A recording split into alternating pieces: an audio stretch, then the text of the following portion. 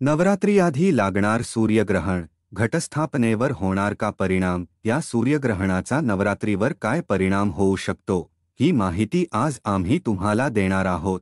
यंदा नवरात्राच्या एक दिवस अगोदर सूर्यग्रहण, घटस्थापनेवर काय परिणाम होणार जाणून घ्या. हिंदू धर्मात अनेक सण उत्साहाने साजरे केले जातात. त्यांचा उद्देश असतो भगवंताची भक्ती करणं.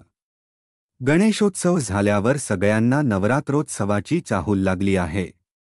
नवरात्र उत्सव वर्षातून 4 वेळा साजरा केला जातो. चैत्र आणि शारदीय नवरात्रीसोबतच माघ नवरात्री व आषाढ नवरात्री. नवरात्रीमध्ये देवी दुर्गेच्या 9 वेगवेगळ्या रूपांची आराधना केली जाते.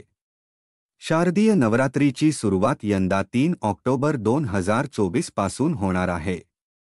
मात्र 2 ऑक्टोबर 2024 ला सूर्यग्रहण आहे. या सूर्यग्रहणाचा नवरात्रीवर काय परिणाम होऊ शकतो, ही माहिती आज आम्ही तुम्हाला देणार आहोत. नवरात्रीचे 9 दिवस देवी दुर्गेची पूजा केल्यानं जीवनात सुखसमृद्धी येते, असं मानलं जातं. शारदीय नवरात्राचा उत्सव दरवर्षी अश्विन महिन्याच्या शुक्ल पक्षाच्या प्रतिपदेला सुरू होतो. नवरात्रीच्या 10व्या दिवशी दसरा साजरा केला जातो. पण यंदा नवरात्री सुरू होण्याच्या एक दिवस आधी सूर्यग्रहण असणार आहे. हे वर्षातील दुसरे सूर्यग्रहण असून ते भारतीय वेळेनुसार 2 ऑक्टोबर 2024 ला रात्री 9:13 वाजता सुरू होईल व 3 ऑक्टोबर 2024 ला पहाटे 3:17 वाजता समाप्त होईल.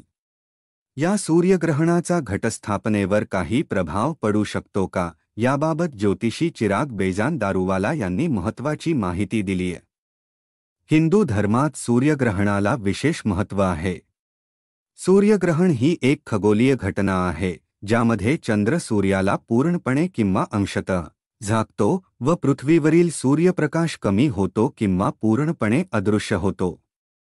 ज्योतिषशास्त्रात सूर्यग्रहणाला खूप महत्त्व दिलं असून या काळात कोणतेही शुभकार्य करू नये, अशी मान्यता आहे. घटस्थापना कधी करता येईल?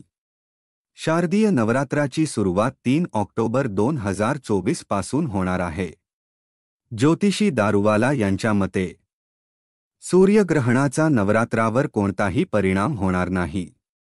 3 ऑक्टोबर 2024 ला सकाळी शुभमुहूर्तावर घटस्थापना करता येईल.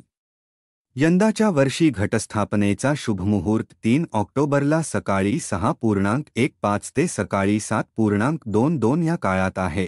परंतु घटस्थापना करण्यापूर्वी तुमचं संपूर्ण घर गंगाजल किंवा गोमूत्र शिंपडून शुद्ध करा. कारण 2 ऑक्टोबरला सूर्यग्रहण असून ग्रहण काळ चांगला मानला जात नाही.